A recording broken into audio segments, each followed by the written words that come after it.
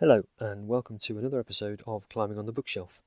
This time I've chosen a rather famous book by a prolific author who seems to capture the stories very well in the mountaineering and outdoor world. He is, of course, Jon Krakauer, who has written many of these books over the years, such as this one, Into Thin Air, Under the Banner of Heaven, I Got Dreams, what are the other ones? Where Men Win Glory, The Odyssey of Pat Tillman, and of course the book that I have an episode on called Into the Wild, which is actually my most played episode. It's a really great one and one of my favourites. I've selected a few extracts from the book Into Thin Air, which I think you'll enjoy. I've tried my best, but please forgive my possible mispronunciations of any of the names I read out, as I'm sure some of them are wrong, so please bear with me. I'll just play my selected extracts.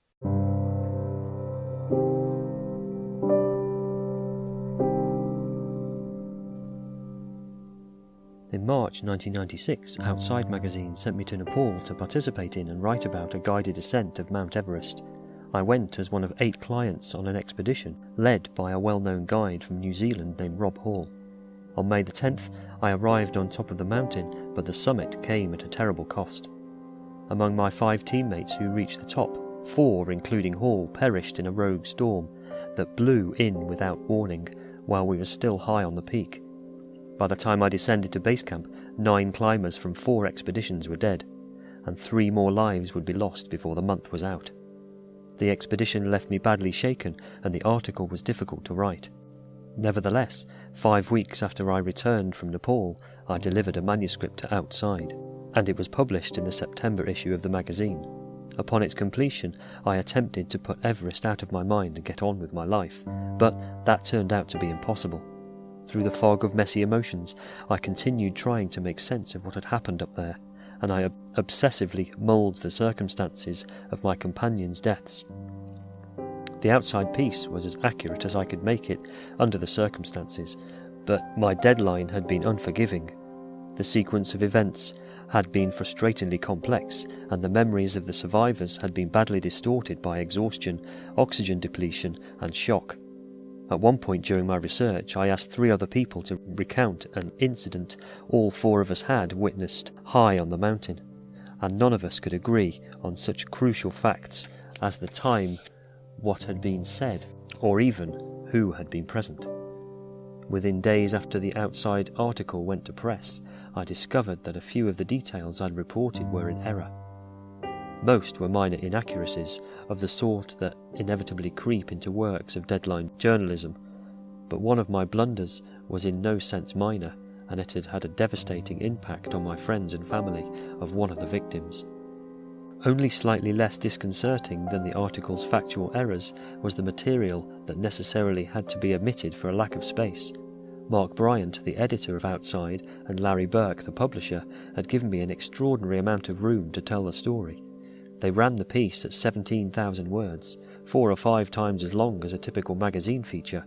Even so, I felt that it was much too abbreviated to do justice to the tragedy.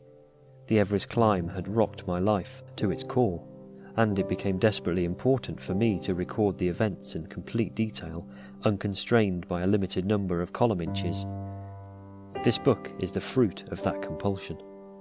The staggering unreliability of the human mind at high altitude made the research problematic. To avoid relying excessively on my own perceptions, I interviewed most of the protagonists at great length and on multiple occasions. When possible, I also corroborated details with radio logs maintained by people at base camp, where clear thought wasn't in such short supply. Readers familiar with Outside article may notice discrepancies between certain details, primarily matters of time, reported in the magazine and those reported in the book. The revisions reflect new information that has come to light since publication of the magazine piece. Several authors and editors I respect counselled me not to write the book as quickly as I did. They urged me to wait 2 or 3 years and put some distance between me and the expedition in order to gain some crucial. I thought that writing the book might purge Everest from my life. It hasn't, of course. Moreover, I agree the readers are more poorly served when an author writes as an act of catharsis, as I have done here, but I hoped something would be gained by spilling my soul in the calamity's immediate aftermath, in the roil and torment of the moment. I wanted my account to have a raw, ruthless sort of honesty that seemed in danger of leaching away with the passage of time and the dissipation of anguish. Some of the same people who warned me against writing hastily had also cautioned me against going to Everest in the first place. There were many, many fine reasons not to go, but attempting to climb Everest is an intrinsically irrational act, a triumph of desire over sensibility. Any person who would seriously consider it almost by definition beyond the sway of reasoned argument. The plain truth is that I know better, but went to Everest anyway. And in doing so, I was party to the death of good people, which is something that is apt to remain on my conscience for a very long time. Camp 1. The slopes of Everest did not lack for dreamers in the spring of 1996. The credentials of many who'd come to climb the mountain were as thin as mine, or thinner. When it came time for each of us to assess our abilities and weigh them against the formidable challenges of the world's highest mountain, it sometimes seemed though half the population at base camp was clinically delusional. But perhaps this shouldn't have come as a surprise. Everest has always been a magnet for kooks, publicity seekers, hopeless romantics, and others with a shaky hold on reality. In March 1947, a poverty-stricken Canadian engineer named Earl Denman arriving in Darjeeling and announced his intention to climb Everest, despite the fact he had little mountaineering experience and lacked official permission to enter Tibet. Somehow he managed to convince 2 Sherpas to accompany him, Ang Dawa and Tenzing Norgay. Tenzing, the same man who would later make the first ascent of Everest with Hillary, had immigrated to Darjeeling from Nepal in 1933 as a 17-year-old. Hoping to be hired by an expedition departing for the peak that spring under the leadership of an eminent British mountaineer named Eric Shipton. The eager young Sherpa wasn't chosen that year, but he remained in India and was hired by Shipton for the 1935 British Everest expedition.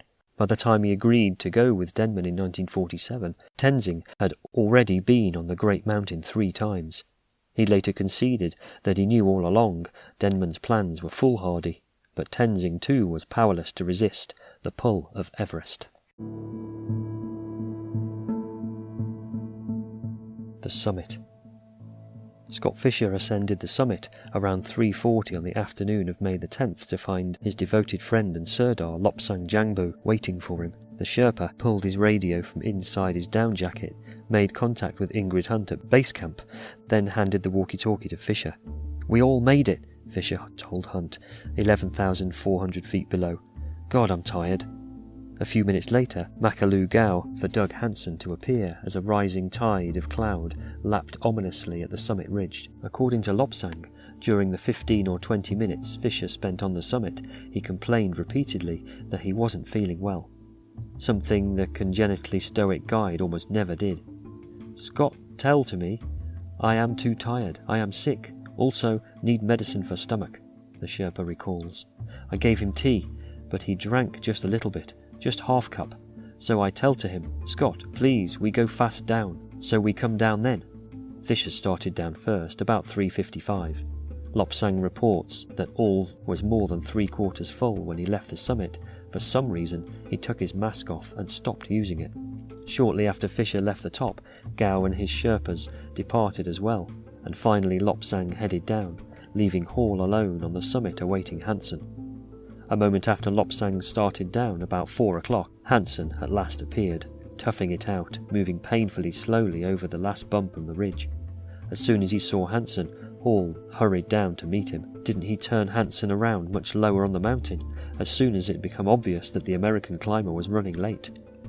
Exactly 1 year earlier, and to be denied so close to the top was a crushing disappointment to Hansen. He told me several times that he'd returned to Everest in '96. He said Rob had called him from New Zealand a dozen times, urging him to give it another shot, and this time Doug was absolutely determined to bag the top. "I want to get this thing done and out of my life," he told me 3 days earlier at Camp 2. "I don't want to have to come back here. I'm getting too old for this." It doesn't seem far-fetched to speculate that because Hall had taken Hansen into coming back to Everest, it would have been especially hard for him to deny Hansen the summit a second time. It's very difficult to turn someone around high on the mountain, cautions Guy Cotter, a New Zealand guide who summited Everest with Hall in '92 and was guiding the peak for him in '95 when Hansen made his first attempt. If a client sees that the summit is close and they're dead set on getting there, they're going to have to laugh in your face and keep going up. As a veteran, after the disastrous events on Everest, we think that people pay us to make good decisions, but what people really pay for is to get to the top. In any case, Hall did not turn Hansen around at 2 p.m, or for that matter at 4, when he met his client just below the top. Instead, according to Lopsang, Hall placed Hansen's arm around his neck and assisted the weary client up the final 40 feet to the summit. They stayed only a minute or two, then turned to begin the long descent. When Lopsang saw that Hansen was faltering, he held up his own descent long enough to make sure that Doug and Rob had made it safely across a dangerously corniced area just below the top. Then, eager to catch Fisher, who was by now more than 30 minutes ahead of him, the Sherpa continued down the ridge, leaving Hansen and Hall at the top of the Hillary step. Just after Lopsang disappeared down the step, Hansen apparently ran out of oxygen and foundered. He'd expended every last bit of his strength to reach the summit, and now there was nothing left in reserve for the descent. Pretty much the same thing happened to Doug in '95, said Ed Voisters, who, like Cotter, was guiding the peak for Hall that year. He was fine during the ascent, but as soon as he started down, he lost it mentally and physically. He turned into a zombie, like he'd used everything up. At 4:30 p.m, and again at 4:41, Hall got on the radio to say that he and Hansen were in trouble high on the summit ridge and urgently needed oxygen. 2 full bottles were waiting for them at the south summit. If Hall had known this, he could have retrieved the gas fairly quickly and then climbed back up to give Hansen a fresh tank. But Andy Harris still had the oxygen cache, in the throes of his hypoxic dementia, overheard these radio calls and broke in to tell Hall, incorrectly, just as he'd told Mike Groom and me, that all the bottles at the south summit were empty. Groom had heard the conversation between Harris and Hall on his radio, and he was descending the southeast ridge with the Asuka Namba just above the balcony. He tried to call Hall to correct misinformation and let him know that there were in fact full oxygen canisters waiting for him on the south summit, but Groom explains, "My radio was malfunctioning. I was able to receive most calls, but my outgoing calls could rarely be heard by anyone. On the couple of occasions that my calls were being picked up by Rob, and I tried to tell him where the full cylinders were, I was immediately interrupted by Andy, transmitting to say that there was no gas at the south summit. Unsure whether there was oxygen waiting for him, Hall decided that the best course of action was to remain with Hansen and try to bring the nearly helpless client down without gas. But when they got to the top of the Hillary step, Hall couldn't get Hansen down the 40-foot vertical drop, and their progress ground to a halt. Shortly before 5, Groom finally managed to get through to Hall and communicate that there actually was oxygen on the south summit. 15 minutes later, Lopsang arrived at the south summit on his way down from the top and encountered Harris. At this point, according to Lopsang, Harris must have finally understood that at least 2 of the oxygen canisters stashed there were full, because he pleaded with the Sherpa to help him carry the life-sustaining gas up to Hall and Hansen on the Hillary step. "Andy says he will pay me $500 to bring oxygen to Rob and Doug," Lopsang recalls. "But I am supposed to take care of just my group. I have to take care of Scott. So I say to Andy, no, I go fast down." At 5:30, as Lopsang left the south summit to resume his descent, he turned to see Harris, who must have been severely debilitated. If his condition, when I'd seen him on the south summit 2 hours earlier, was any indication, plodding slowly up the summit ridge to assist Hall and Hansen. It was an act of heroism that would cost Harris his life. A few hundred feet below, Scott Fisher was struggling down the southeast ridge, growing weaker and weaker, upon reaching the top of the rock steps at 28,400 feet. He was confronted with a series of short but troublesome rappels that angled along the ridge. Too exhausted to cope with the complexities of the rope work, Fisher slid directly down the adjacent snow slope on his butt. This was easier than following the fixed lines, but once he was below the level of the rock steps, it meant that he had to make a laborious 330-foot rising traverse through knee-deep snow to regain the route. Tim Madsen, descending with Beadleman's group, happened to glance up from the balcony around 5:20 and saw Fisher as he began to traverse. He looked really tired, Madsen remembers. He'd take 10 steps, then sit and rest. take a couple more steps, rest again. He was moving real slow, but I could see Lopsang above him, coming down the ridge, and I figured, shoot, with Lopsang there to look after him, Scott would be okay. According to Lopsang, the Sherpa caught up with Fisher about 6 p.m, just above the balcony. Scott is not using oxygen, so I put mask on him, he says. I am very sick, too sick to go down. I am going to jump. He is saying many times, acting like crazy man, so I tie him on rope, quickly, otherwise he is jumping down into Tibet. Securing Fisher with a 75-foot length of rope, Lopsang persuaded his friend not to jump and then got him moving slowly towards the South Col. The storm is very bad now, Lopsang recalls. Boom, boom. 2 times like the sound of a gun. There is big thunder. 2 times lightning hit very close to me and Scott. Very loud, very scared. 300 feet below the balcony, the gentle snow gully they'd been gingerly descending gave way to outcroppings of loose, steep shale, and Fisher was unable to handle the challenging terrain of his ailing condition.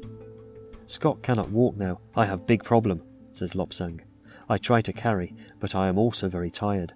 Scott is big body. I am very small. I cannot carry him. He tell to me, Lopsang, you go down, you go down. I tell to him, no, I stay together here with you. About 8 p.m, Lopsang was huddling with Fisher on a snow-covered ledge when Makalu Gao and his 2 Sherpas appeared out of the howling blizzard. Gao was nearly as debilitated as Fisher and was likewise unable to descend the difficult bands of shale. So his Sherpas sat the Taiwanese climber beside Lopsang and Fisher and then continued down without him. I stay with Scott and Makalu 1 hour, maybe longer, says Lopsang. I am very cold, very tired. Scott tell to me, you go down and send up Anatoly. So I say, okay, I go down. I send quick Sherpa up and Anatoly. Then I make good place for Scott and go down. Lopsang left Fisher and Gao on the ledge, 1,200 feet above the South Col, and fought his way down through the storm. Unable to see, he got far off the route towards the west, ended up below the level of the col before he realised his error, and was forced to climb back up the northern margin of the Lhotse face to locate Camp 4. Around midnight, nevertheless, he made it to safely. I go to Anatoly tent, reported Lopsang. I tell to Anatoly, please you go up. Scott is very sick, he cannot walk. Then I go to my tent, just fall asleep, sleep like dead person.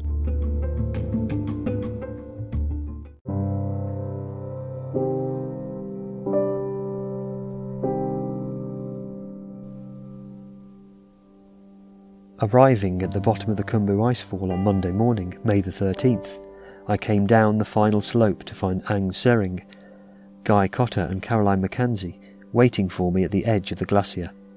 Guy handed me a beer, Caroline gave me a hug, and the next thing I knew I was sitting on the ice with my face in my hands and tears streaking my cheeks, weeping like I hadn't wept since I was a small boy. Safe now, the crushing strain of the preceding days lifted from my shoulders. I cried for my lost companions. I cried because I was grateful to be alive. I cried because I felt terrible for having survived while others had died.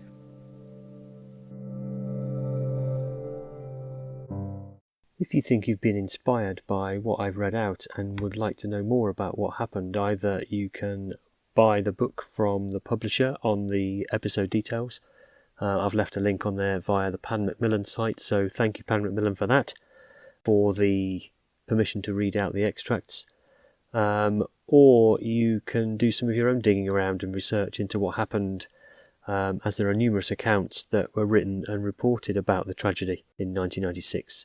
Also, can I just mention, I would really appreciate a 5-star rating on Apple Podcasts, Spotify or Acast or wherever you're listening from, as it really helps my show get noticed more. Thank you so much for listening. It really is appreciated and it helps and motivates me to do more of the same sort of episodes. And that's about it for this time. Thank you very much. You've been listening to Climbing on the Bookshelf.